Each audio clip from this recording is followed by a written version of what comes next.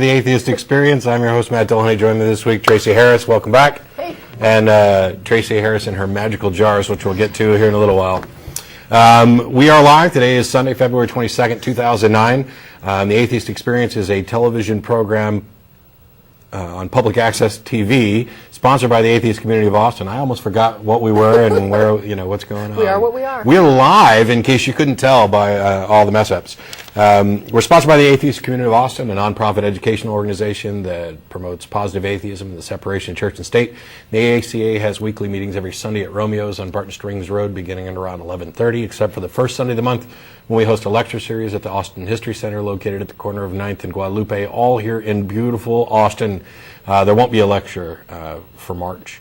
And there's more information about that at the website. For more information about the ACA, you can go to the website www.atheist-community.org. There's more information on the group. There's also a frequently asked questions page. There's a contact form. There's information about discussion groups and email lists. Anybody who doesn't get through on the telephone today or doesn't want to, or if you're listening to one of the archived versions of this, you can email tv@atheist-community.org. That goes to myself, the co-host, some of the people behind the scenes as well. We will be taking live calls. We always do, primarily from the Austin area, although now we are streaming the show over the internet, so we do get some calls from outside of Austin, and I'm expecting possibly one return call this week. We're not quite sure if that's actually going to happen because there was a birthday and some confusion over times. But if it does, it does, and if not, we'll do it another time. The audio portion of this program is available for download and as a podcast. You can go to atheist-experience.com for more information about that. And the video is available currently at Google Video, and the old episodes will remain available there for as long as Google's willing to host them. In the future, Google plans to stop allowing people to upload videos, in which case, at which time we will switch to some other service that allows you to watch the entire program. Clips of the show are being posted by fans. So if you caught a clip on YouTube, and it's a short clip about an argument or a funny call or an intelligent call, if you found that one, let me know. But those are being posted by fans, and they and in the future we may actually use something like YouTube for that as well.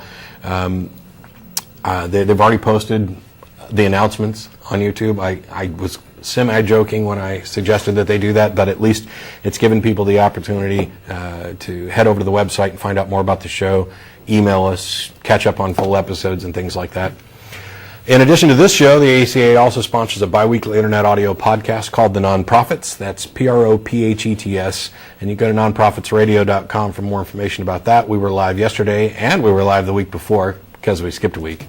We'll be on again in 2 weeks. It's hosted by Dennis Lubay, features myself, Russell Glasser, Schilling, and occasionally Thad England. For those of you who weren't aware, the host-co-host situation here is now stabilized, and that is that I'm doing 3 weeks in a row, and then Russell comes in and hosts for a week, and there are 5 co-hosts that run through the rotation. And so that way everybody gets a chance to do a show with everybody else. We'll be taking your calls shortly. We'll put the number up. About the calls, we appreciate, and I'm not going to say, oh, don't call in to tell us, hey, thanks for the show.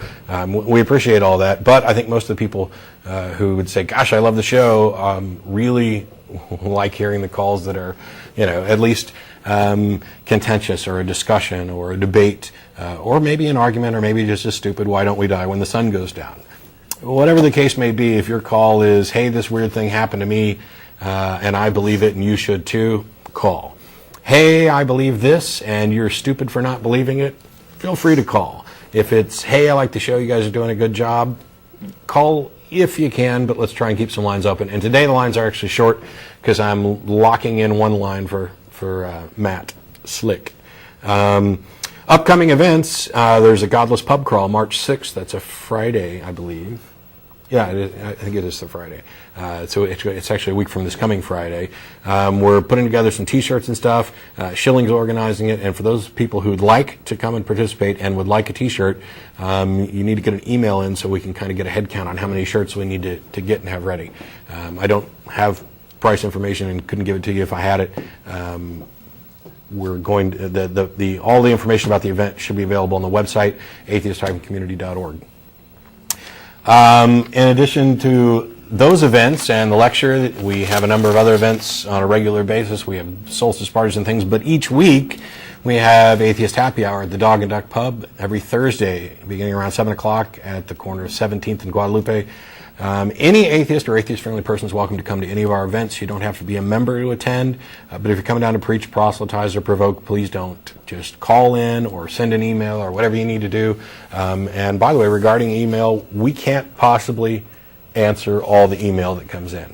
It's just not feasible. And I've done everything I can, including, all of the co-hosts are involved, and we try to answer as many as possible. We do read all of them.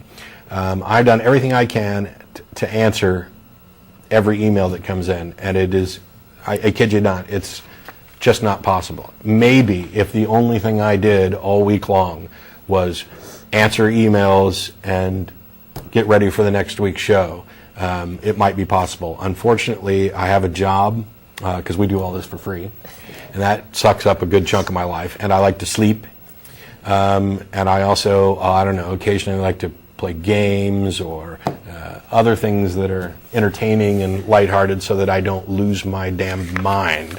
But we do appreciate all the email and we read it, and I like getting the feedback, but don't get all bothered if you sent something that you were just sure was important and sure was going to get a response and you didn't hear anything. It's possible, A, that it fell through the cracks because there's some stuff that's lost into the spam saving abyss, and it's also possible that one person thought somebody else might address it or didn't really see it the way you saw it. But keep the emails coming, because as before the show, Matt Torres called in from out of town. He had gone to a lecture by Frank Turek on why God exists, and he provided some information to us that we talked about on the Nonprofit Show. He's also blogging about it. If you want to, you can listen to yesterday's episode of the Nonprofits and get more information about his blog and the event, and also the atheist community of Topeka folks who are up there, and there's more information about that too.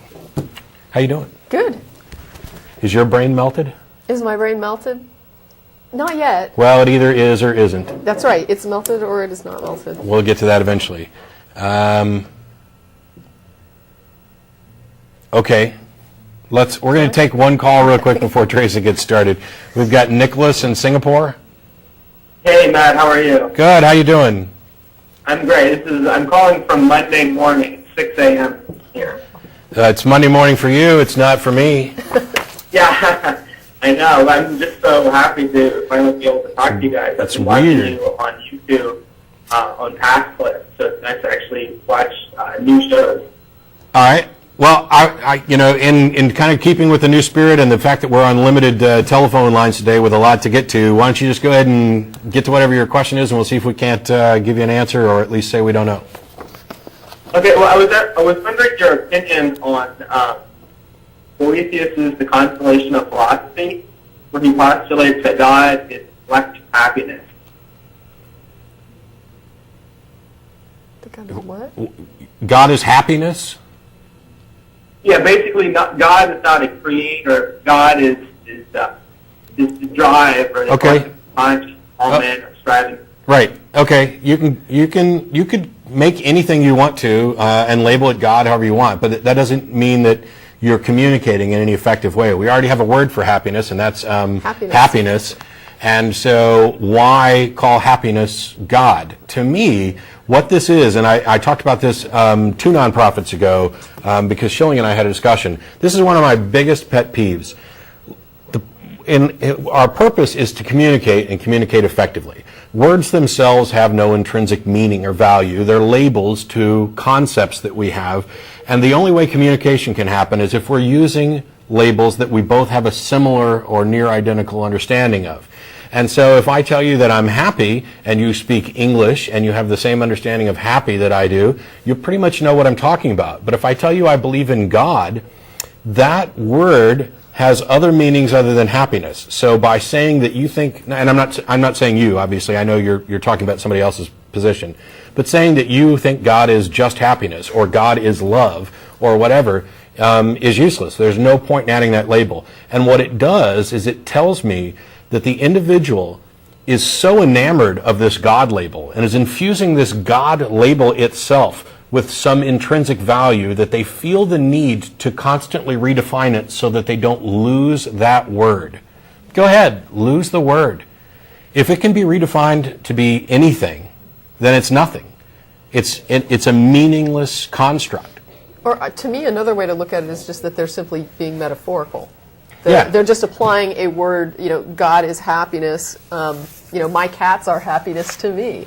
But it's like a metaphorical thing where you could label something Right. as God and just say, to me, this is God, but you're just using it as a metaphor in that case and not as some kind of a, like a materially existent item.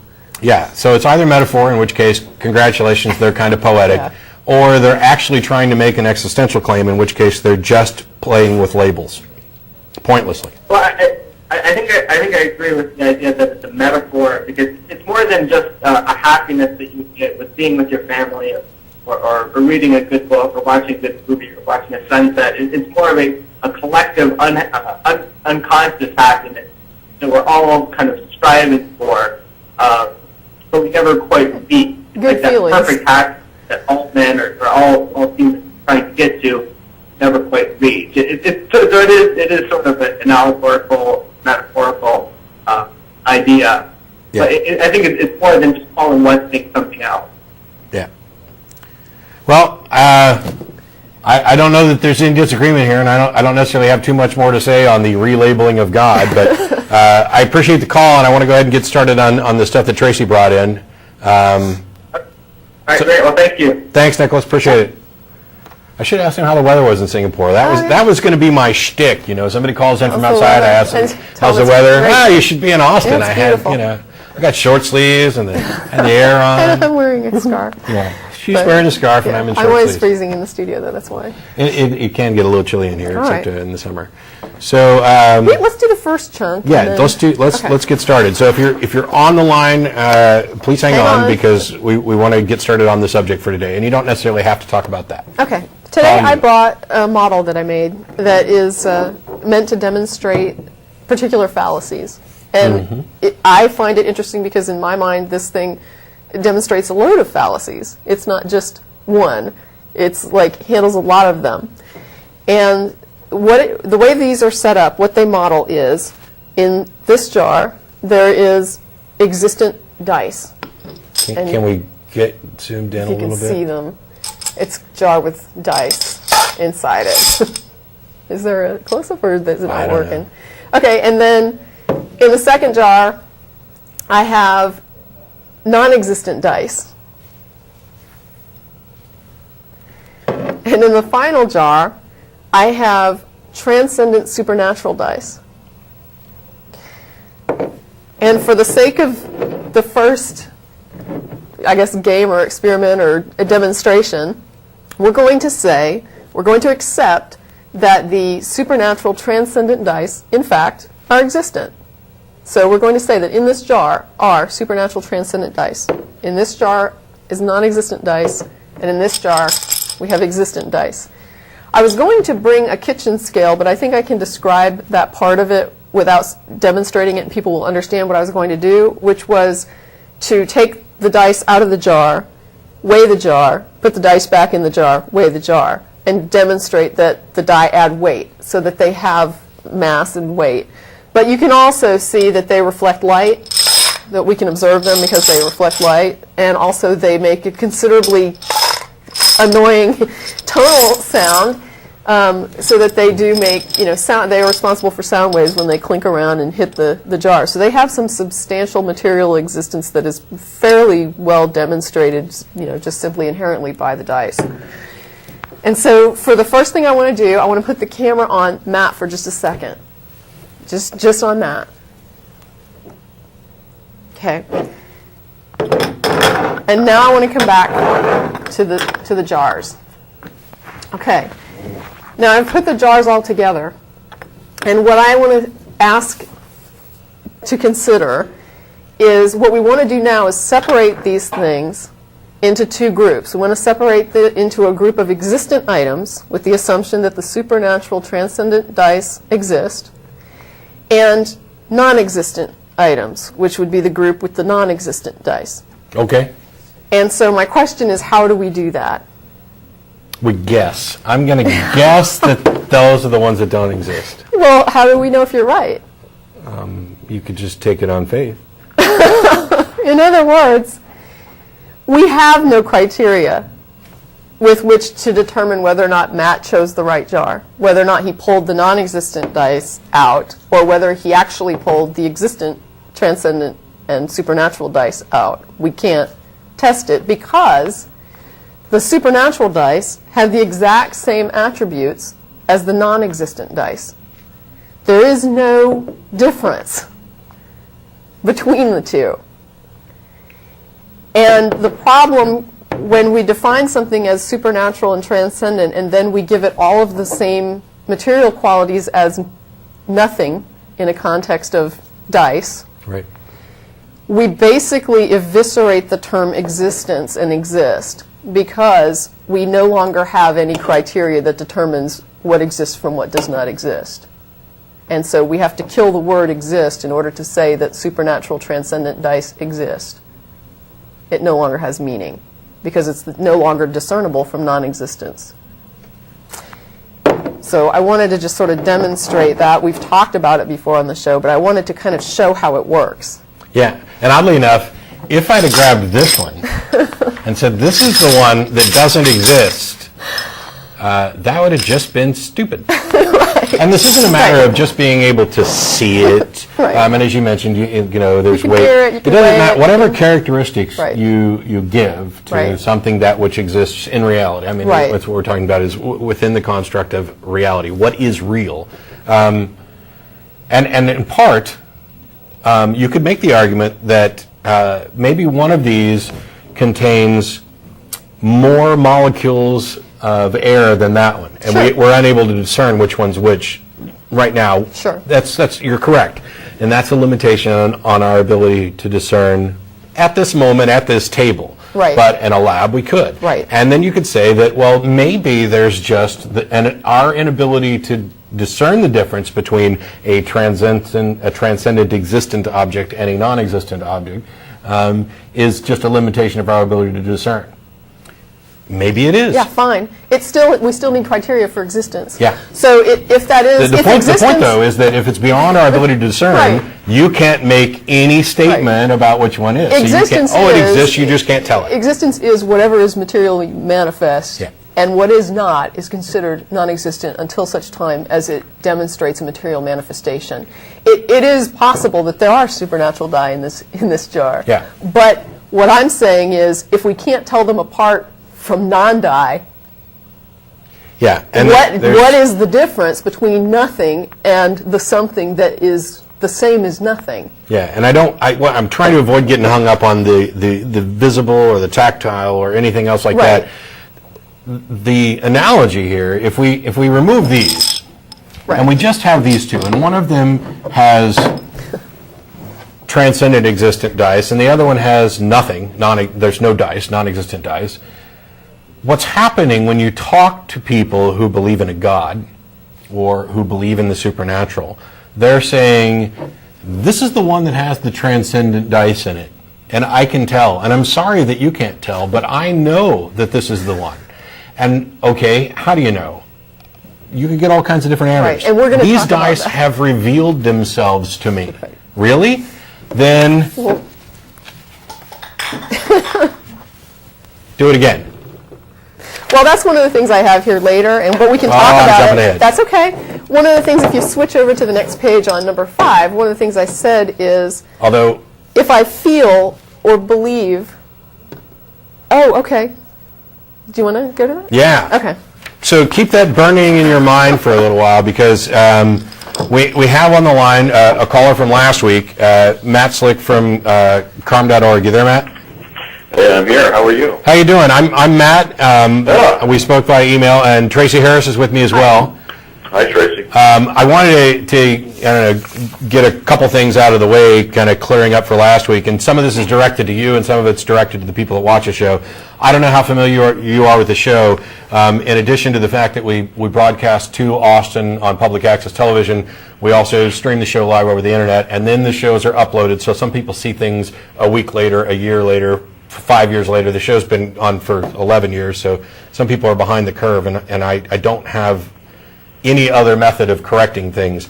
Some of the things that happened last week, first of all, there was some confusion about terms. I tried to call in and did get through, but during the conversation I could not get through to talk to you, and I just decided I'd hold it off till this week. And I think, as objectively as I can, I don't want to apply blame for confusion of terms. I'd just like to say that for some of what you said, I was at least in complete agreement within the context of what you're talking about.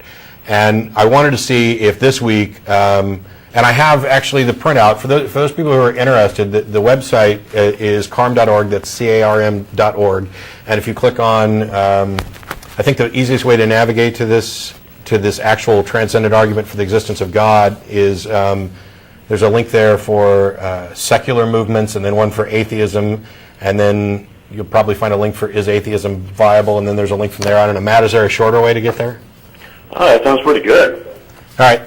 And first of all, obviously I can't speak for the gentlemen who were here last week. We've had lots of conversations about this and plenty of email feedback with people taking all kinds of different takes on what happened. And I'm just going to, for the sake of this, set most of that aside. I wanted to start by saying that when I went to the site and read the argument, and I've read tag before in different formats or whatever else, I like what you did with it in the sense that this is something that the foundations of tag are something that I would almost say are self-evident, and it confuses me when people have a difficulty grasping this. But the argument itself and the construct that you're going through is not something that is necessarily approachable or accessible to everybody. And I think you did a good job of making it as approachable as it can be. So, Wow, I want to say thanks for that, because I agree exactly with what you're saying. It does take a bit of, mental ability to kind of get through some of the arguments. That's the strength of it, but it's also the weakness of it, I think, that some people can't really grasp some of the principles in there. I don't think it's condescending, but it's just No, I agree. It's probably one of the reasons why this, it may be one of the reasons why this isn't as popular. I will say, though, that, and I've got the printout in front of me, if you want to follow along so that we can, get to the meat, because I think there's a few spots where I've identified, at least as far as I'm concerned, clear problems. And some of these, to be fair, you list objections there with your responses.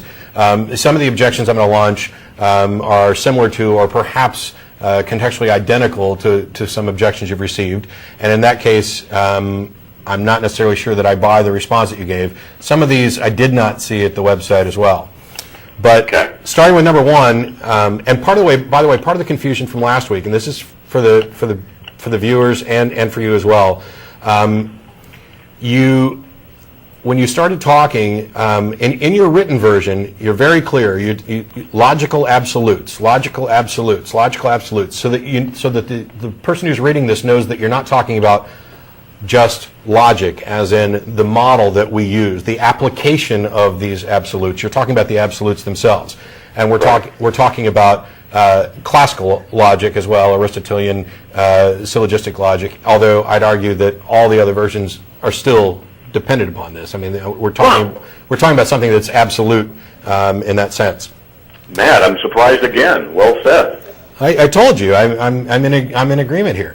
Here's the thing. So we're going to go ahead with number one. There's the law of identity, the law of non-contradiction, and the law of excluded middle. Okay, fine. I got no objection to those. Number two, logical absolutes are truth statements, such as that which exists has attributes and a nature. And yeah, I would not only agree with that, but I'd say that these absolutes only apply to statements that are truth statements. If there's something that is inherent, except in a meta sense, and I don't want to confuse everybody, but I'll get to that in a second.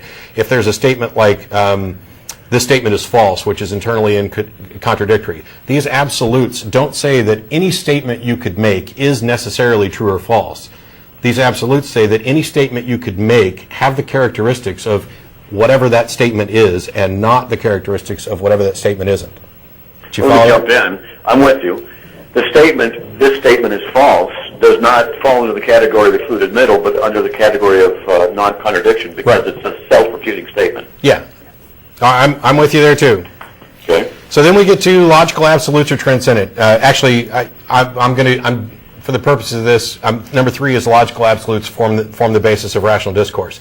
That's where I was agreeing with you before as well, that without these absolutes, you really can't make truth statements, and anything could be contradictory. You have no way of discerning what is or isn't.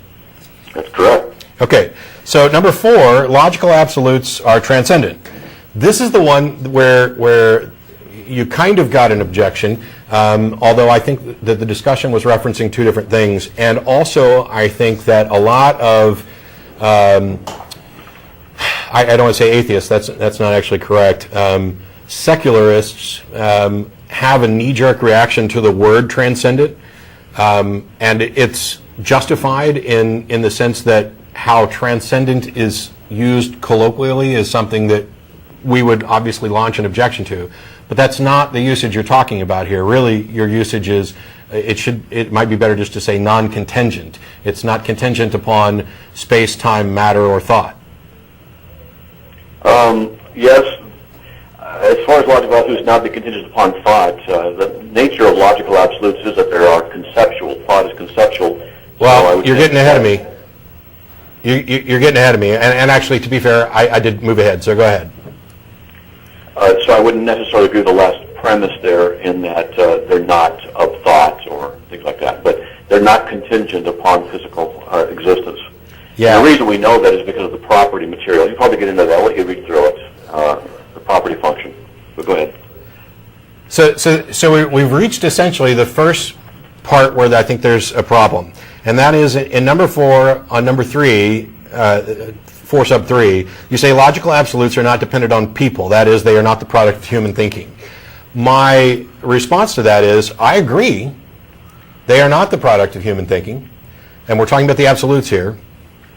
I would just extend that to say that there's no reason to think they're the product of any thinking. And the only reason I can see that you wouldn't simply put that there is because in a minute you're going to turn around and argue that they are a product of thinking. I'm not sure how to answer that.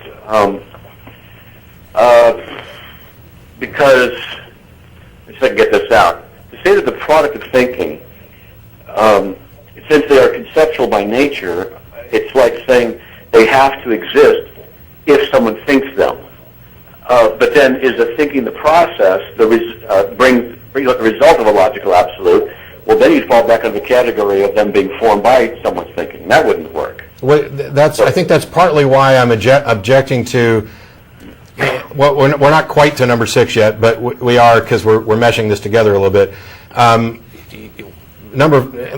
We'll set aside this disagreement on number 4 for a minute, just for clarity. 5 will just grant that they're not dependent on the material world, and move on to 6, where you're saying logical absolutes are conceptual by nature, and I'd argue that you're using the wrong word there, just for the sake of clarity. That instead of conceptual, which implies this problem you were just talking about, that that it is some product of thought, that the correct word to use there is actually abstract. That logical absolutes are abstract by nature. We define abstraction, and abstraction requires mental processes. Yeah. It requires mental processes in the sense. Wow, there may not be a good word for this. Let me jump in a little bit and help you out, because I've wrestled with just that right where you're at. Well, there is a flaw. There is a flaw, a logical flaw in 6.1, and that's easy to demonstrate. Irrespective. Are you saying that logic is not because logic is a process of the mind, is what 6A says. Excuse me, and you're saying logic is not a process of the mind? No, this is the fallacy. This is the fallacy I'm talking about. All the way up to this point, you say logical absolutes, logical absolutes, logical absolutes, and then you say logic is a process of the mind. What you're doing in 6.1 is making an inductive argument. You're saying logic is a process of the mind, and that I would agree as long as we're talking about logic in the sense of the models that we do, the application of these absolutes. And you're saying logical absolutes provide the framework for logic, which I agree with. But then you say, therefore, logical absolutes are conceptual by nature. That is a logical fallacy. To say that the application of X is conceptual, therefore X is conceptual, is a logical fallacy. Okay. So then let me ask you, are you saying then that a logical absolute, such as the law of excluded middle, is not a conceptual reality? I'm saying that that may not make sense. That it depends on what your definition of conceptual is, that's what we're having the struggle with. Of the mind. I would say that absolute is not contingent on any mind and could not be. And when you get to your conclusion, where you get to that logical absolutes are contingent upon the mind of God, that this is actually self-refuting. No, I would disagree, of course. Okay, can God make A not A? No. Why not? Because it would be a logical contradiction. Which means God is subject to the laws of logic, these absolutes. Therefore, he cannot be the author of them. Okay. Last week when I was talking, each time I would start to give an answer, the hosts would jump in and not let me finish. I actually received numerous emails from atheists who pointed out that very issue. I'm not trying to be whiny and complaining, but it really does help when asked a question if I can actually complete the thought. I mean, I'm not trying to be complaining here, but I think I've been pretty fair today, and I'm stopping so that you can do that. I appreciate that. Now, I like the way that you present yourself, because I can tell you're articulate and intelligent, so I like that. But now I forgot where I was actually, but no, God did not author the logical absolutes. They are what we would say, we're jumping way ahead, but what we would say is they are part of his nature and his essence. God cannot make A be non-A any more than God can lie or God can stop being God, because God has a certain nature, and he must operate in a manner consistent with his own nature. Right. This is the Christian worldview. I understand that. So since certain things are just impossible, like a square circle, God cannot make a square circle because it's a logically impossible thing. Right. And the problem here is that what you're saying is that these absolutes exist. And this is the problem with actually the whole argument. Calling this the transcendental argument for the existence of God is to me problematic, because what it really is an argument for why are there logical absolutes. So you construct an argument, and by the way, I understand you didn't construct this, although this version is yours. Tag's been around. An argument is constructed to explain why the logical absolutes are what they are. And in doing so, there are a number of possibilities. And you are excluding the possibility that they simply are what they are, that it is their very nature, that there could be no other way.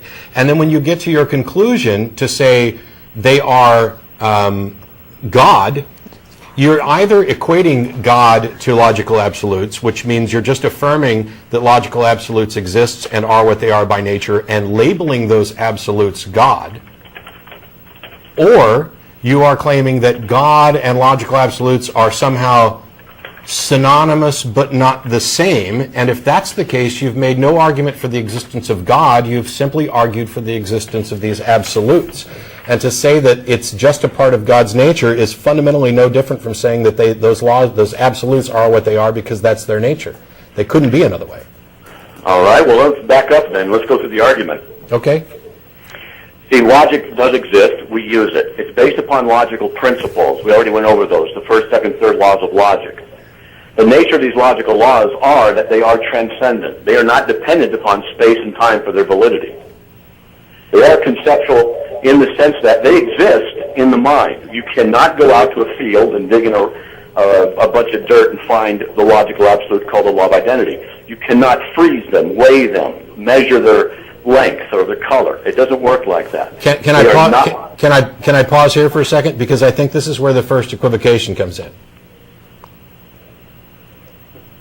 It's your show. I just want to make, if you were right on the verge of getting to something important, I didn't want to stop you unnecessarily. What you're talking about there, this conceptual thing, by the way, I still assert that there's an actual logical fallacy, an inductive argument error in there, but when you're saying that they exist in the mind, no, they don't. That's almost metaphorical. If no minds existed, these things would still be true. these absolutes go to the essence of what is, and I guess we could say what is possible. They are the essence of everything, and whether or not there's a mind, they still are what they are, and that is, I mean, they apply to themselves. They apply to reality. They apply to mind. They apply to everything. Actually, and you've said they even apply to God. Okay, well, too many things. First of all, you said they are what they are. That's fine. Saying that the absolutes are God, I did not say that, nor was implying that. You said, or that God and the logical absolutes are synonymous, not the same. Well, we could ferret that one out. But you said if no mind exists, then they would still be true. Well, that's not a logical statement, because truth is a mental statement. Truth is truth is a statement. Now, if no mind exists, there can be no truth. There can only be reality and actuality. This is where you have essentially palmed a card in the argument, because the logical absolutes that you're talking about are operating at a meta level, and then when you say they're conceptual, you're applying them. You're actually I'm saying they're conceptual by nature. The statement, for example, the law of identity, something is what it is a statement, and it's a truth. Truth exists only when minds exist. Truth only exists when minds exist. Statements are of the mind. So what you're saying is that let's just say, and I realize that this is going to be contradictory. Hopefully you'll be able to go along with it. Let's just say that there is no mind anywhere. The universe is exactly identical, except that there are no minds. Okay? Then there is no truth. But that's not what the logical absolutes are about. They're not about truth. They're about essence. A rock in that universe is still a rock, and it is not a rock. It doesn't matter if there's somebody who can assess the truth, put a valuation on the truth. Those absolutes go to the essence and not the evaluation of it. On the contrary, logic reflects reality. This is why we're able to do mathematics. This is why we're able to make conclusions that work in the real world. The meta-analysis you're trying to get to is an attempt to distinguish the ontological nature of them from the truth statements of what they are, separate them, which I think is a category mistake on your part, and then say there is no real reality relationship. And obviously that cannot be the case, because we exist in reality, we use them all the time. You're the one... Logical absolutes are statements, and they do relate to truth, because it is true that a statement cannot be both true and false at the same time, because the nature of the second law of logic states a statement cannot be both true and false at the same time. The very nature of the statement of law of logic there deals with the nature of truth, and which contradicts what you said earlier. No, it doesn't. Here's the thing. It does. Hey, well, okay, then I guess you're right. If your only response is to interrupt and say yes, it does. Is that how that works? But it's not my only response. I gave you a good one. Well, you didn't let me get to respond to this. You're talking about two different things. The statement, X equals S. Yes, that statement does not exist if there are no minds to make that statement. Its truth value is meaningless and pointless if there aren't any minds to assess it. And yet, that's not what these absolutes are. These absolutes are not the statement within the mind. The statements point to the absolutes. A rock in a universe with no minds is still whatever it is, and it is not whatever it is not. That's the absolute. The statement is not the absolute. And when you say that these logical absolutes are transcendent, that they are not dependent upon matter, that they are not dependent on anything in the universe, and then turn around and say that they are conceptual and that they are our reflections of reality, you are contradicting yourself. Actually, Matt, I love this conversation, but you're the one offering a self-contradictory statement. When you say the only thing that exists is a rock, and a rock is a rock, what you're offering is a self-contradictory statement. The only thing that exists is a rock, and then what you do is violate that and offer a truth statement, which violates. No, I never said the only thing that exists is a rock. I said in a universe that is identical to this, but in which there are no minds, a rock is still what it is. I did not say the only thing that exists is a rock.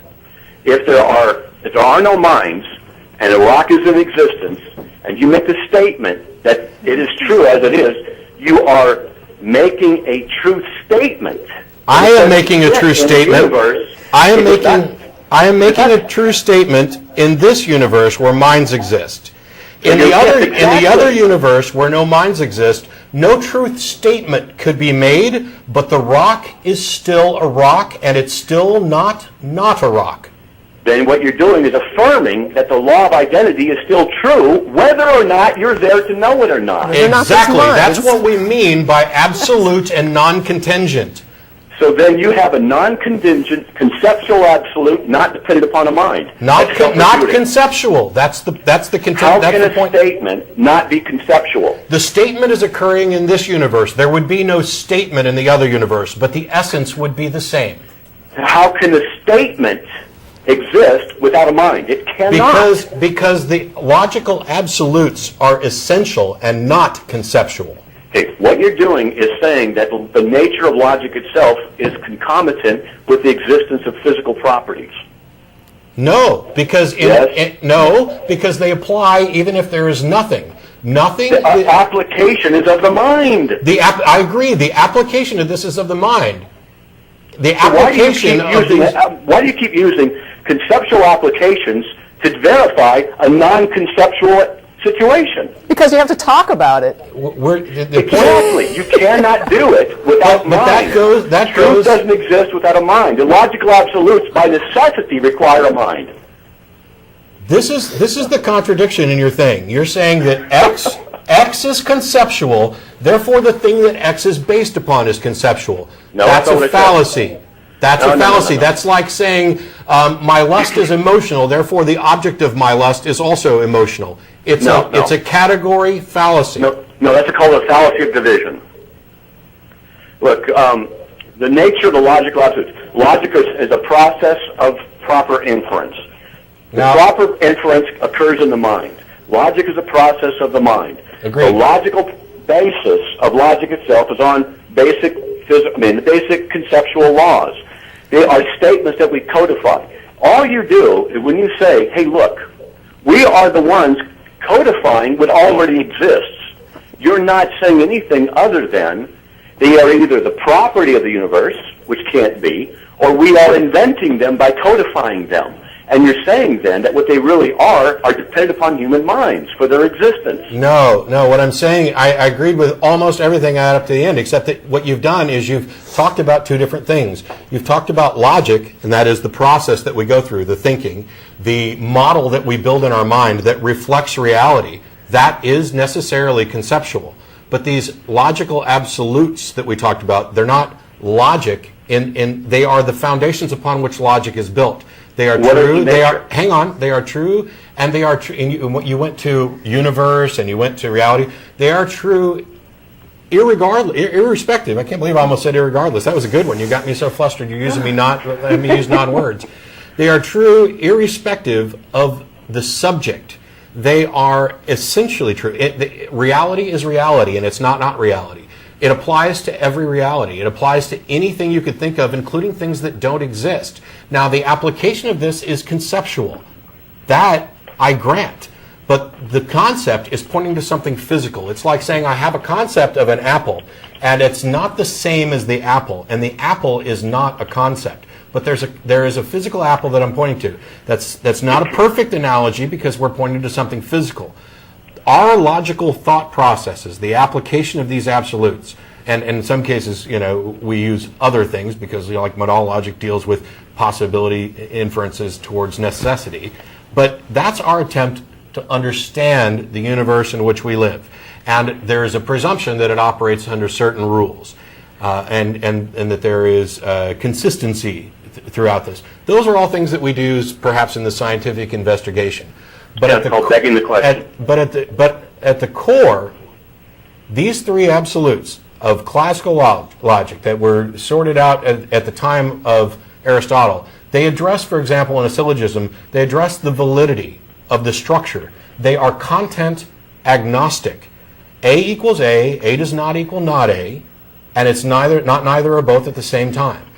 This addresses essence. It is the only sense that this is conceptual is that you have a concept of this. but the this in that sentence is not in itself conceptual.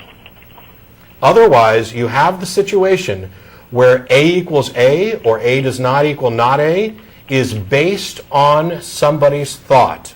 It becomes contingent upon thought, which is exactly what you want to do. You want to get to the point where you can say that since we're not perfect, it must be contingent on a perfect mind since they're absolutes. Well, guess what? Well, first of all, you can't get there because that's not it. You've changed the scope of what we're talking about. We're talking about the absolutes. But also, when you get to the point where you say that I'm going to label it God, well, congratulations. You've labeled this non-contingent absolute that we both almost, I thought, agreed exists. You've just labeled it God. Well, you said a lot. There's a lot to comment on here. Nope. But let me ask you this. Okay. Tell me what the essence, the very nature, the ontos, of these logical absolute laws. What are they? By nature. I don't know, but I do know that they are what they are, and they are not what they are not. So you don't know what they are. That's correct. But you're telling me what they're not. No. I'm saying that they Are they are. conceptual? I'm saying that they are what they are, and they are not what they are not. Yeah, well, that's called begging the question. You're saying it is what it is because it is what it is. That's just citing the law of identity. Right. If you don't know what they are, how can you tell me that they're not? I can tell you what they are not, and here's why. Tell me what they're not. Because are is one thing, and are not is everything that isn't that one thing. And so if I had to identify anything in this pool, that doesn't mean that I've eliminated this entire pool. Can you tell me what the logical absolutes are not? I'm not talking about them in the physical sense of an essence. So they're not physical? I have no idea. Well, all right. If you're going to tell me that I'm wrong, you need to be able to identify what they are. If you can properly tell me what it's not. No. I do not. No, I do not need. Okay, then you need to be able to identify what God is before you can tell me that He is. Okay. And you got to prove this. You can't just assert it. No, you said. How do I prove? This is the proof. I'm saying we're talking in one context, and I'm afraid there's a limit to how long I can let this go on before we start losing callers and viewers. And maybe we can take it offline, discuss it in email, and get back to it again on another call. But what I'm saying is, you're saying that that these laws are transcendent, not contingent. Although you leave one mind as an exclusion to that, and absolute. And I'm saying, and then you go on to say that they're conceptual in nature because we think about them. And I'm saying that argument is logically flawed. I'm not saying they're conceptual in nature because we think about That's them. exactly what you said. No, that's not what I'm saying.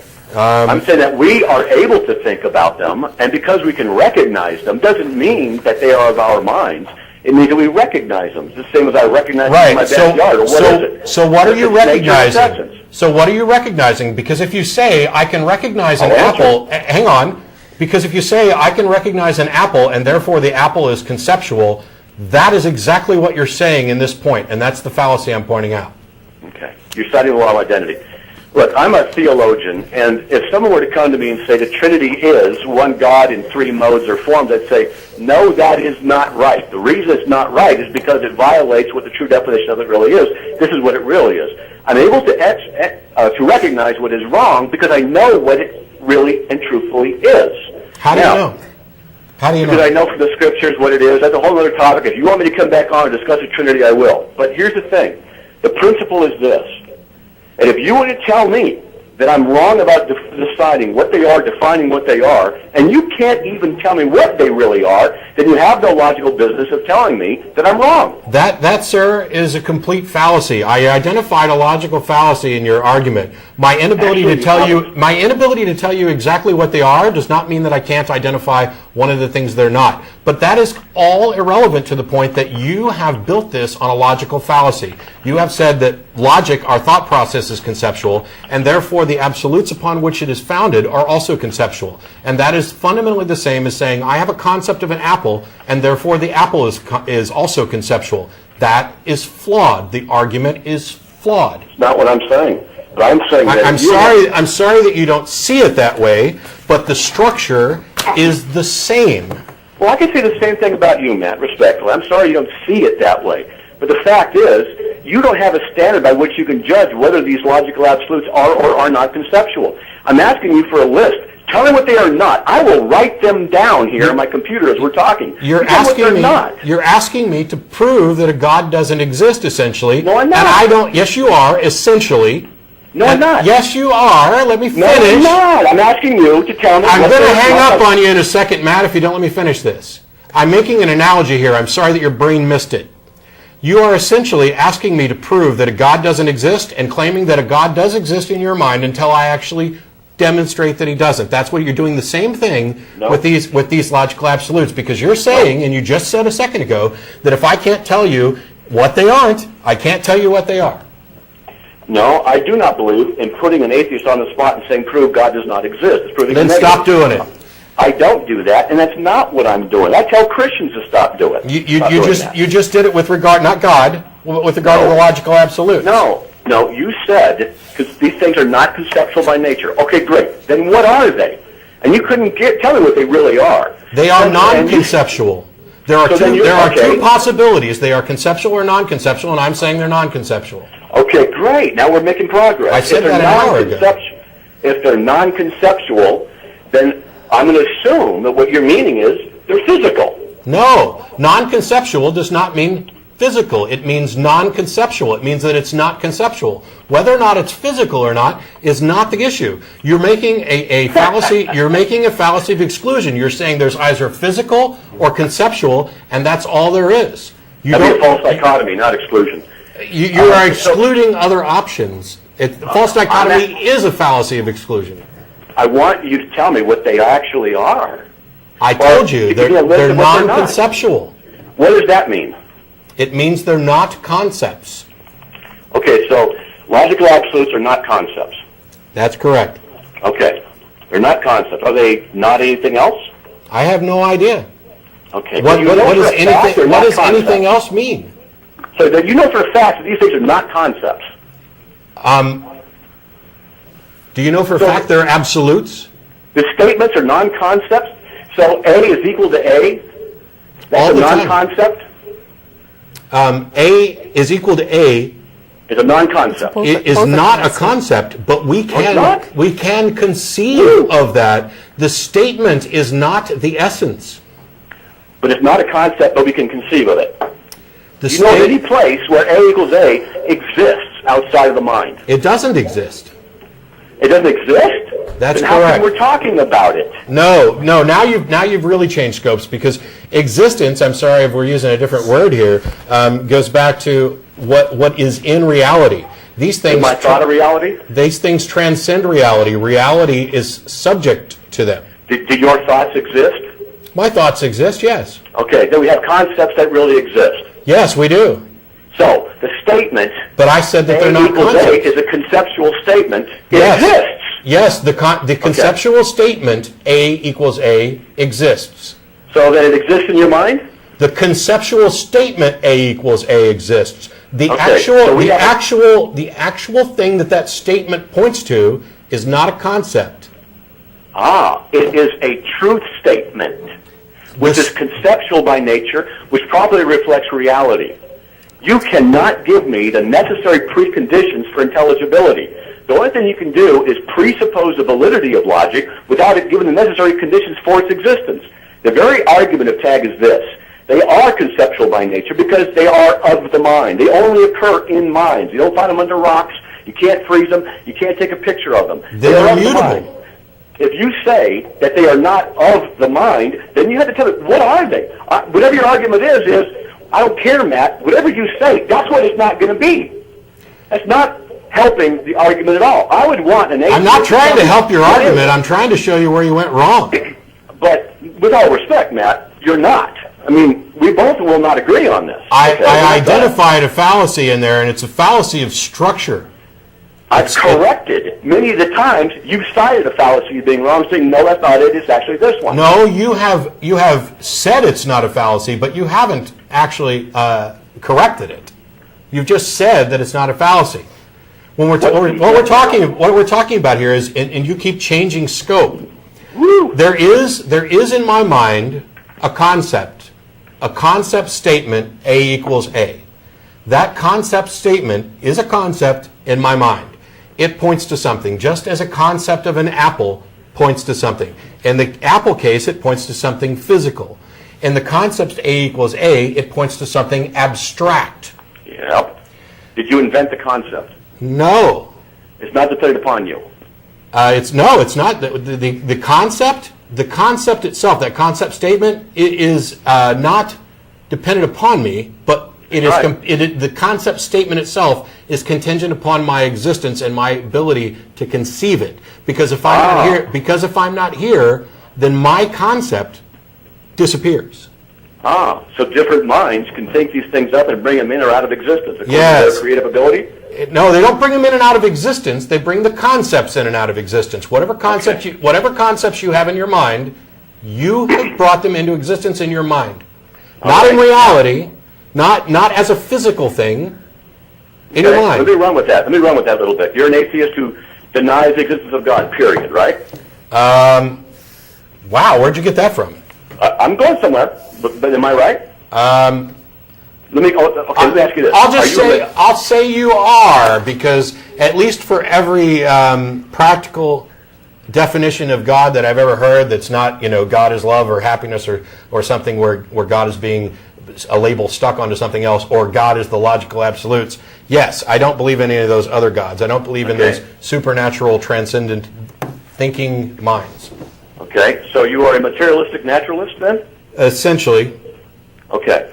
That would mean then that, to breaking this down really quickly, your mind, your brain, is the product of physical properties in the universe and biochemical reactions. Yeah. Okay? And they're limited to and governed by the physical properties of physical properties. Sure. Okay? Yeah. That means that there is no such thing as logic. No. Logic is, let me finish, logic is the process of proper inference. If biochemical reactions are all that you are thinking, then all that you can say is that what you perceive to be logically true and absolute and necessary is nothing more than the result of chemical reactions in your brain. Agreed. Here's the problem. That would not be logic. Here's the your problem. Your system is self-refuting. Here's the problem. You just said what you perceive, that perception is what exists.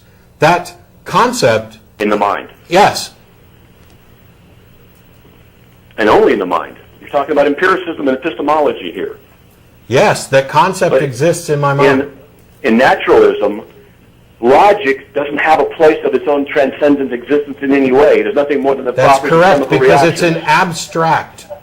Then there is no such thing as logic in your worldview. It is the essence of what it is. Here's what confuses me the most. How can guys like you not get this and refute it constantly and then turn around and make these exact same points about a God where you're taking the same characteristics and then extending it to also be a thinking, caring, loving mind? Well, I'm going to answer that by asking you this. How can a person as intelligent as you and as articulate as you not get it, that the transcendent nature of rationality itself is dependent upon conceptual realities and absolute mind that authors them? Otherwise, you have no rationality to begin with. Because they're not. Because your answer, what you say, is not true. We both agree that logic exists, independent of what you and I are, and even though No, we don't, and that's the problem. We don't both agree that let me finish. We don't both agree that logic exists independent of us. We both agree that the absolutes upon which logic are based exist independent of us. Logic is purely conceptual and contingent upon a mind to use. Let's go with that then. So then the conceptual absolute, these logical absolutes, do they depend upon our existence or their existence? They don't depend on anything. They're not existing? In what sense? In the sense that they're a part of reality? No, reality depends upon them. They are true.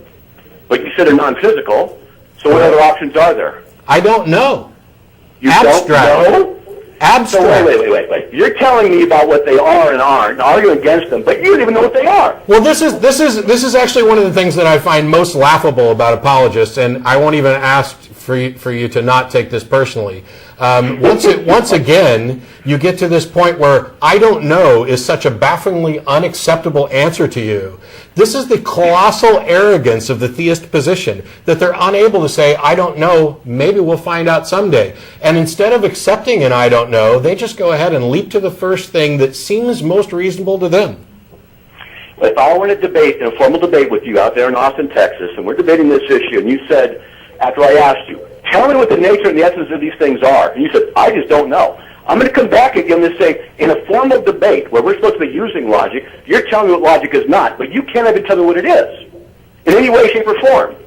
No, that's not in any way, shape, or form. We're talking about within the context of what you're talking about. I already told you they're non-conceptual. Now you want me to start going through all the other possibilities and eliminate those as well, and I can't do that, and neither can anybody else. I'd like that. Well, I can do it for you. I'd like you to prove that God physical. exists without a fallacy. They're obviously not physical because we can't weigh them, see them, touch them, measure them. You're asserting that something is either physical or conceptual, and that there are no other options. Let's go with another possibility. Do you have another third option? Seriously, what else? In existence, some of these are physical, or I know that thoughts exist. My thoughts exist. I can't freeze them or weigh them. But that's so existence. I know there's a conceptual reality and there's a physical reality. What other reality have you got to offer? Okay, how does God exist? Because that's existence within reality, and we're talking about something that we've already defined as transcending reality. Okay, can you answer the question, though? Can you have a third option, either conceptual existence or physical existence? Is there a third option that you're aware of? I'm not aware of any other. Please correct me. Maybe I just don't know. I haven't read enough. What I'm asking is about what you mean when you say exists, because when we talk about exists, that which is, we're talking about essentially within the bounds of reality, and that includes concepts. There you go.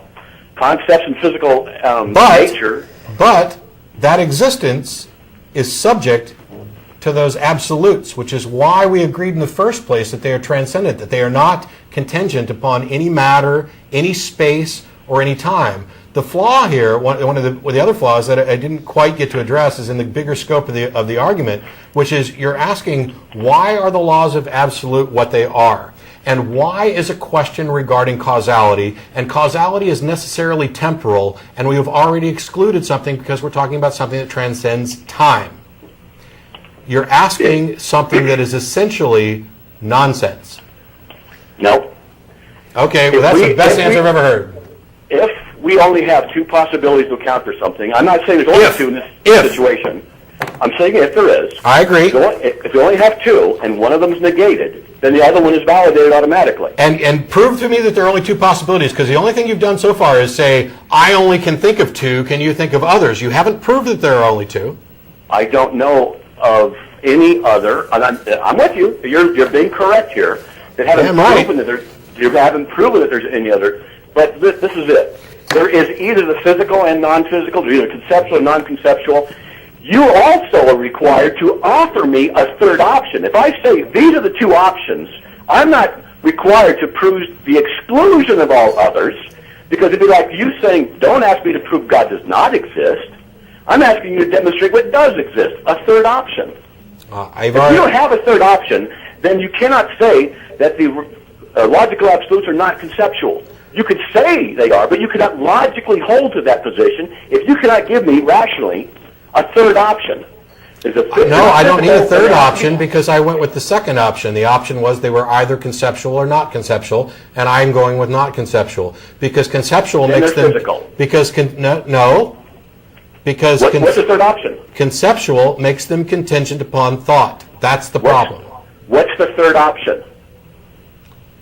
You're asking for what's the third option between two things that aren't two options of this, where there's a third or a fourth. It's like I'm saying they're either red or blue, and you're saying okay, it's not red and it's not apple. So what is it? That's what you're doing. Category mistake. I'm not doing that. If there are only two possibilities, give me a third possibility. In all seriousness, I'm not angry. I'm curious. Is there a third possibility? Conceptual reality or physical reality? I don't accept your premise that the two possibilities that what I said was something is either conceptual or not conceptual. And you said that non-conceptual equates to physical. And I'm saying that this is one of those things, maybe the only thing, whatever, that is not conceptual. That is also Then what is not it? physical. It is. You can't offer me a third option. Logic requires. The third option is neither. Neither? It is neither conceptual nor physical. So you jump into nothingness to defend your position? No. I'm Yes. saying they Neither. are what they are. This is an essential, and now, Matt, after 45 minutes or so, I can't count the number of times I've repeated this. So we're going to stop because there are other callers. There are callers that are on hold, and I'll be more than happy to talk about this more in email, or you can call in another time. For those that are interested, you can go to carm.org. The website's actually listed up on the corner of your screen. Or call me up. Call my show. Okay. I have a radio show 5 days a week in the Boise area, streamed over the internet. We can talk about this. And if you come up with a third option, let me know. I'd love to hear it. What is it? I'm not necessarily sure what the purpose of that would be because I identified a fallacy of structure in 6.1, and your only response is no, it's not. No, that's not the only response. I'm sorry, it's not your only response. Your second response was you need to give me another option. No, I don't. The nature of the, talk. no, I'm sorry, I'm putting your ass on hold now because I want to get this out and I want to move on. Thanks for the call, Matt, and we can talk about it another time. The nature of a syllogism is that you can know that it is unsound without necessarily knowing which premise is flawed or whether the structure is valid. And go look up reductio ad absurdum if you need to. I don't need to know what all the other options are to know that this option is not correct, to know that the conclusion is flawed, to know that there's an invalid structure in here. There's about 18 different spots where this particular argument goes wrong, and I'll admit, I'm sure there are people out there who are face palming and pounding their head against the wall, and I'm sure there are people who are screaming, no, Matt, you're wrong, and no, Matt, you're wrong. If you actually go to the site and read through the argument, and Russell and I looked this over during the week, this week, there are clear spots where the scope of what you're talking about changes. And I don't know another way to express this other than to say when we're talking about A, and then you talk about A1, and say that it's A, I can't get there. I have a question. Yeah, you haven't talked at all. Well, no, so I have a question about what you were just talking about. It seems to me that concept in my mind is based on experiential reality. Like my concepts can only come from my experiences with reality. Generally, I mean, there might be exceptions. I'm not averse to having exceptions, but in general, I conceive of things based on, what I know, what I've learned, how I interact with reality. And unless something's wrong with my brain, I conceive of things based on what I am. Like this is soft, this is whatever. The apple is red. I mean, I conceive based on what I perceive and also how I think about it in a lot of ways, the way I was raised, or, so you make observations about things around you. Yeah. Now, I understand that the absolutes transcend my reality, my universe, or whatever, but at the same time, my experience with reality thus far is that it is an attribute of all things, that they are what they are and they're not what they're not. And if they're not anything, like the empty jar, like the non-existent die, are non-existent die, and they're not non-existent die. Yeah, the So thing what I'm that's saying- a bit of induction. That's because I've seen this so many times, it seems to be like a Right, good rule of thumb right. thing. Now- The thing about these laws being absolutes is that the laws themselves can be subject, like A equals A. Right. You can take A equals A equals A equals A. Right. And I realize it's probably confusing somebody. What they mean is they apply to themselves. Right. They are what they are. They are tautologies. They are Right. necessarily themselves. So to me, even though I can conceive of the concept A equals A, for myself as just the small human that I am, it is just simply based on everything I've ever seen that adheres to this. Yeah. And then the idea of saying it's transcendent would be, I can't really think of any kind of universe or situation or time or anything that would impact where this wouldn't be true, or where this wouldn't be correct, or where this wouldn't be the case, or where this wouldn't be the nature of whatever is or isn't there. And so it seems to me that it is a concept that's based on an observation of simply saying everything I know works this way, and you know what? I can't even think of how it wouldn't work this way. So it is an operator that exists in the physical reality, but it also would exist even if there wasn't a physical reality, because it's just that kind of an operator that applies to absolutely anything, whether it is or isn't. Yeah, it might be fair to say that that this law. It's an observation on reality, or on any reality. Yeah, but the problem with saying that, though, is that now you've tied it to an observation. That you've tied it to... No, the observation is my conceptualization of what I'm experiencing, but it's there. Well, it's this. This goes beyond what you're actually experiencing. But anyway... well, yeah, it does. But I'm just saying that the reason I would conceive of it is because everything I experience adheres to that. But everything that I... But that's an induction, and that's not what this is. The concept, though, is... The concept is our... Right. Yes. Yeah. But what I'm saying is the concept is based on what I get the concept from what I observe.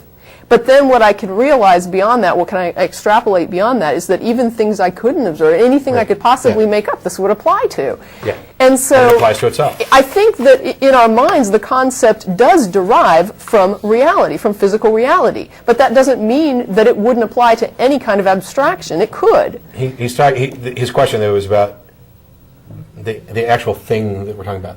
It's not a thing. It's an observation. Well, yes. On something that is a quality of every single thing that is or isn't. Yes, it is a quality. Yeah. I mean... I don't know. We got callers waiting, and I'm pretty sure that there's going to be mail that I just don't even want to look at this week. But and we'll see. Maybe Matt will be back on the show at some point to talk about something else. Maybe he won't. Maybe that was more than enough for any of us. But we've got Amy in Panama. How you doing? Thanks for waiting. Hi, how are you? I'm good, and you get to talk to Tracy. Hi. Well, what's it for you? Oh, sorry. You had a question for me. Go ahead. I'm just kidding. Well, it applies to both. It could apply to both of you. I just, I saw your show. I seen your show on YouTube. Basically, it's all I've been watching this weekend. I actually live in Florida, so I can't see who else is there with you. I'm sorry. It's me and Tracy. Okay, Tracy. Yeah. Hey. Hi. Matt, you said that you have 25 or so years of experience in the church, and I was wondering if any of that was, how much of that was in childhood, like young childhood? Well, I'm going to be 40 in February. Oh, okay. So it was. And to clarify, this is just a minor little point about phrasing. I was a believer for 25 years or so, roughly from around the age of 5 till a little after the age of 30. It wouldn't be fair to say I had 25 years experience in the church, because there was a period of time where I wasn't going to church at all. I was still a believer, but I wasn't going to church. But it was something you were raised with, is what I'm asking. Yeah, I walked down the aisle at a revival when I was about 5 years old. Okay, great. Then you can really relate. I'm in my mid-20s, and over the past few years, I've become more comfortable in my non-belief. But I was raised Christian, and my mother is Christian, and I haven't really come out to them because her suffering that she would feel for, quote, the loss of my soul, would be real suffering. Yeah. And I'm not comfortable with that. But mostly my question is this fear. When you get a little tipsy or get in an altered state, you ponder different things, and there's always in the back of my mind there's fear, and I know that's how they work you, that's how they get you as a child. Yeah. How long have you been away from it? And I feel robbed. Basically, I feel like if I hadn't been raised in the church, I'd be able to think of things on such a deeper, more complex level. And I just wonder if this fear of I feel like I betrayed my parents and community and things like that because I don't believe it anymore. And I just wonder, how long does this take to go away? How long have you been out? I haven't been out to my parents, but I've been comfortable with my non-belief for about 1 or 2 years. But I've always had this nagging fear. Fear of what? Just anything. You'll think about, oh, well, maybe hell exists or this or that, Right. but it's ridiculous. Yeah, that goes away. Yeah. It just takes some time. Yeah, Because- I can't tell you how long it's going to take to go away, because and maybe for somebody it doesn't go away. And I agree, it's one of those insidious little leftovers of religion, and it's kind of like, I guess the best example that I ever came up with was when somebody asked, don't you miss, once upon a time I believed that when I died I was going to go to heaven, and they're like, don't you miss that? And that feeling. Well, I suppose perhaps I missed the feeling, but in recognizing that that feeling was caused by something that's not true, not only have I not lost something, it's not like I lost the opportunity to go to heaven, I realized that I never had the opportunity to begin with. That realization is more knowledge, which betters my life and betters my perception of reality.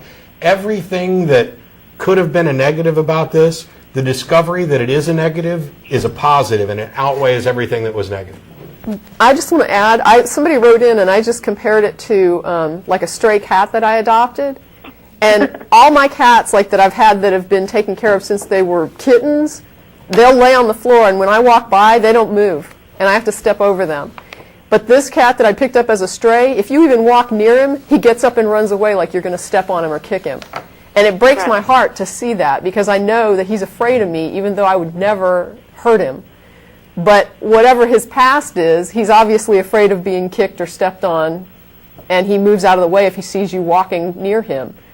So I hope one day that'll go away, because I hate to see something cringing out of fear just because it was taught that earlier. I hope one day he can realize there's nothing to fear from me.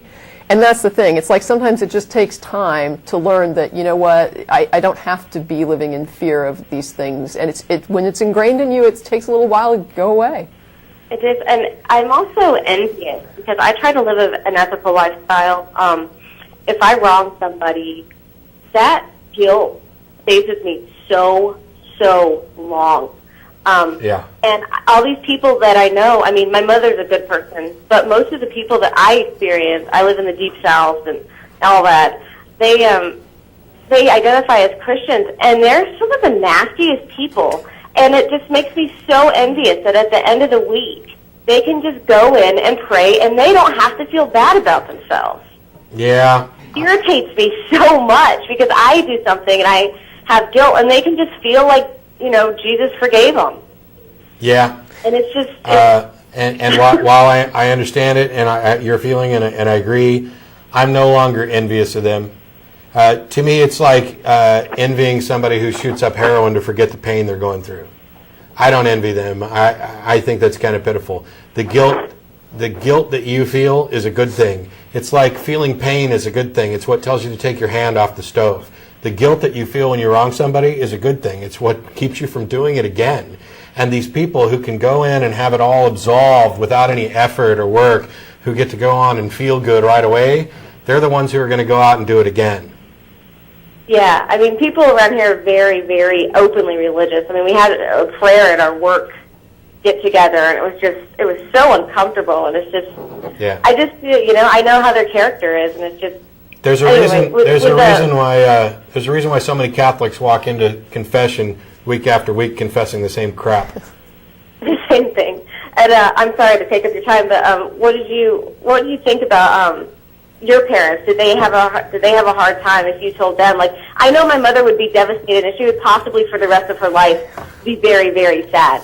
And Yeah. I just feel like that's inflicting unnecessary pain on someone. Yeah, I had this exact same discussion with myself over and over again for about a year.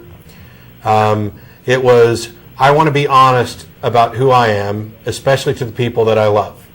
I don't want to hide who I am. I don't want to be the guy who nods and smiles or keeps his mouth shut when people say something that's necessarily absurd or that I now consider to be absurd. I want to be open and honest about who I am with everybody that I care about. And yet I know that doing that is going to cause them pain. And it's pain that's probably not going to go away because it's not like I'm going to convince my parents or the guy who was just on the phone that God doesn't exist. So is it worth hurting them in order to make me feel better? And for a year or so, I said, no, it's not. I said it's one of those situations where it's better. I kind of conned myself into, you're not actually lying, you're just not telling the truth. And I convinced myself that was better than actually doing the harm. And one of the biggest reasons that I ended up coming out as I did was because I was forced out by an uncle of mine who found out online. And so, yes, it did hurt my parents, and the relationship was very strained with some really odd and hurtful things said early on. That's been a couple of years ago. Now, things are never going to be normal or back to the way they were, but things are close to normal. And there were some agreements made that we're just, they had to come to grips in their mind that this is still our son and we still love him, and okay, we're convinced that he's working for Satan and trying to convince other people to join him in hell, but we want to love him anyway. So that's what's going on in their head, and mine is telling me how much you believe in Jesus is not going to make me believe in Jesus. If you believe there's a God and that he answers prayer and that he'll reveal himself to anybody who asks, then the best thing that you could do instead of preaching or stressing or worrying is to pray that he'll reveal himself to me, because I'm not going to deny it if he does. I might not worship him, but I'll at least believe in him. Well, the concept of intercessory prayer to me is just insane anyway, because if God has his mind made up and his will is perfect, then who the hell are you to ask him to change it? Yeah. If you believe in it. So I don't understand. I used to pray too, but I now that I've stepped back, I think why would I pray? If I believe God, everything's for the greater good, then I have no right to ask if something, to be changed. Yeah, unless the greater good includes you asking. But anyway, we don't want to go down the track. Anyway, I can't say you'll know when the time is right, because that might not be true. I can't tell you anything other than what happened with me, and tell you that the best thing you can do is partly what you're already doing. Be yourself. But there are so many people who leave religion and then end up feeling alone because everybody around them is religious. And one of the reasons that the ACA exists and why we have so many events and things like that is so it's not just so we can sit around and bash Christians, although I'm sure we'll do some of that tonight, but it's so that people who would ordinarily feel alone because they're not part of this extremely large majority, and they're also looked down upon and have their rights infringed upon by this majority. So those people have somebody like-minded to share time with. And so finding not just an atheist group, but a secular, free thought, ethical, humanist, whatever group in your area, any group you find that keeps you active with like-minded people where you're not ostracized for something you believe is beneficial. Yeah, I'm not sure how many of those there are around here, but I appreciate your time. And well, you're welcome to move to Austin. You're always welcome to move to Austin. Oh, thanks. Live music, capital of the world, beautiful weather. All right, well, I'll consider it then. All right, thanks a lot, Amy. We appreciate the call. Have a good night. Thanks. You too. And I'm still doing all the talking. That's all right. So, Debbie, how are you? Hi there. You're How from are Florida you? too. I'm good. Good. I'm tired. I've been watching your program on YouTube, and I've been enjoying it very much.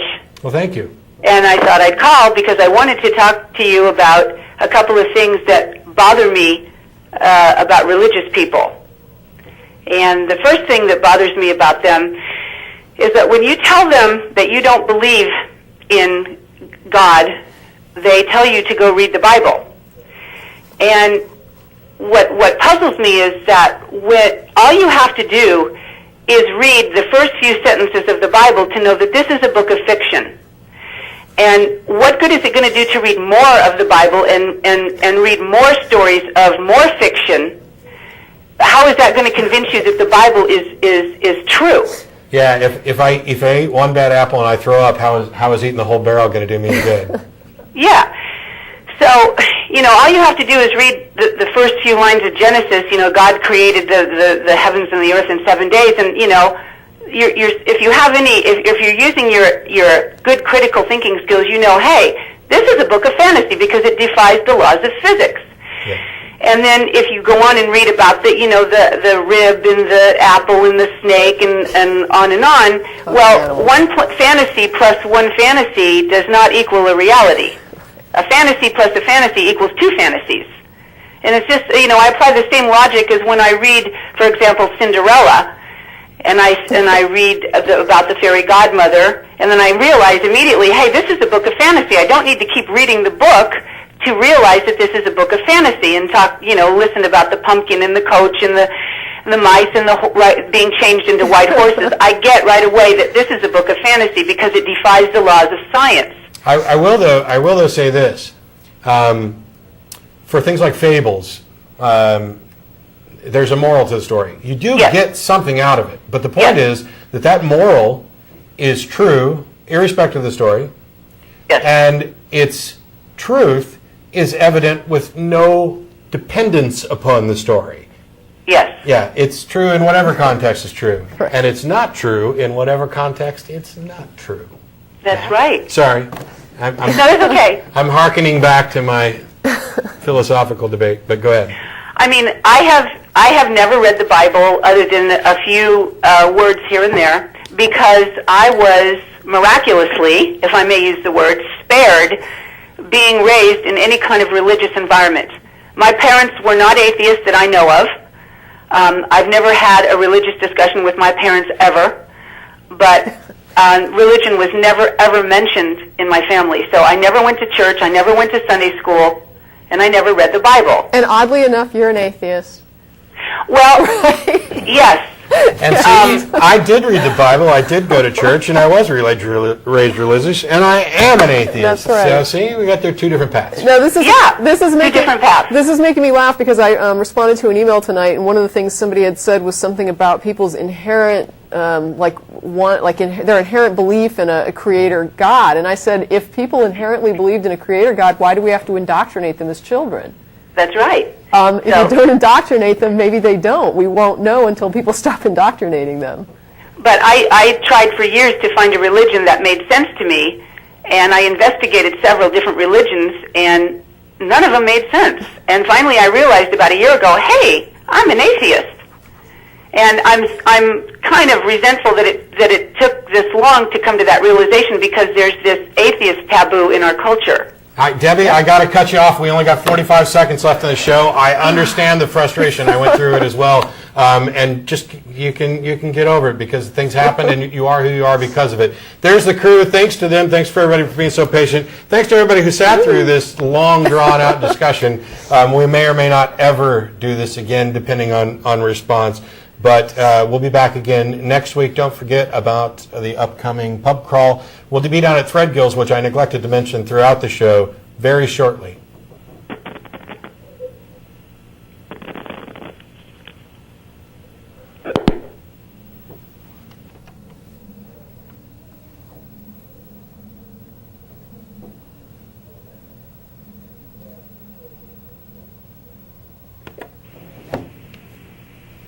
Hey, George. Hey, Matt. How you doing? Hey, terrific show, guys. I'll take your word for it. This was even better than that free will thing on nonprofits. Oh, why? Because I was right this time and wrong that time? Yeah. Listen, I have a question. If Matt Slick's argument works, and I don't think it does either, but if it does, can I use the exact same reasoning to say that there either is Spider-Man or there is not? Now, unless you can give me an airtight case that there is no Spider-Man, there is a Spider-Man. Yeah. Of course, that's not actually proof, but I'm an apologist, so that doesn't constrain me. Yeah, I'm at a complete loss because there are two different aspects of this that I've been having arguments and discussions about all week long, and either I'm the dumbest motherfucker on the planet, or I'm just unable to communicate because I can't come up with any other way to say this, and I realize it's dealing with an abstract, but, I mean, even when I just tried to show that, asking me to disprove this or provide an alternative for this is the rough equivalent of doing the same for God, oh, no, and yet he'd already equated the two. Well, the problem is that you're approaching it from a position of honest skepticism, whereas the apologists, as we both know, are playing games. And they will use logic to play the game as long as it suits them. But once it doesn't, you can hear the gears shift. Yes, I agree. I kind of agree. The thing is that in order to say that would mean that I'm pretty much saying that Matt Slick came on here and lied, that he knew exactly where it was flawed. And I'm partially convinced that he does, because when you read through that page, there's a distinct point where the labels change, where he stops saying absolutes, switches to logic for one sentence, and then goes back. That's where he palms the card, according to Martin, and in 6 is where he slides it back in. And there's no reason to make the very distinct changes or statements that he makes unless you are intentionally trying to structure the argument to get to what you want to say. And I think he may be deceptive about it. I just don't know for sure.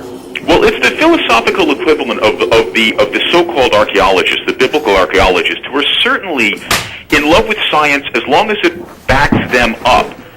The minute it doesn't, or the minute there's a lacunae of evidence, then all of a sudden it's secular science, and oh, how can you trust it, and don't all these skeptics have their own agendas and all that sort of thing. Yeah. As long as it's useful, they'll reach for it, but they won't play by its rules. And on that note, George, I got 2 other lines, and I want to at least get them on since we made everybody sit here and wait before I go to Threadgill. So I'll catch up with you later this week, man. All right, take care, Matt. Take care, Tracy. Thanks.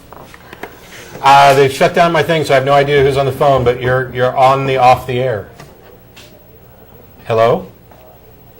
You're on the post show. All right. You're on the post show with Matt and Tracy. Who are you? Hello, I'm Jeff. Hey, Jeff. Hey, I have a question for you, and that is, why are you even entertaining the idea that there's such a thing as a philosophical proof that something can exist? It seems completely ridiculous, and this guy waved his hands around, although he might have been holding the phone with one, I don't know. He used the word proof, and you guys didn't call him on it. He's waving his hands around. I come from the scientific point of view, okay, and are you familiar with the Higgs boson? Yeah.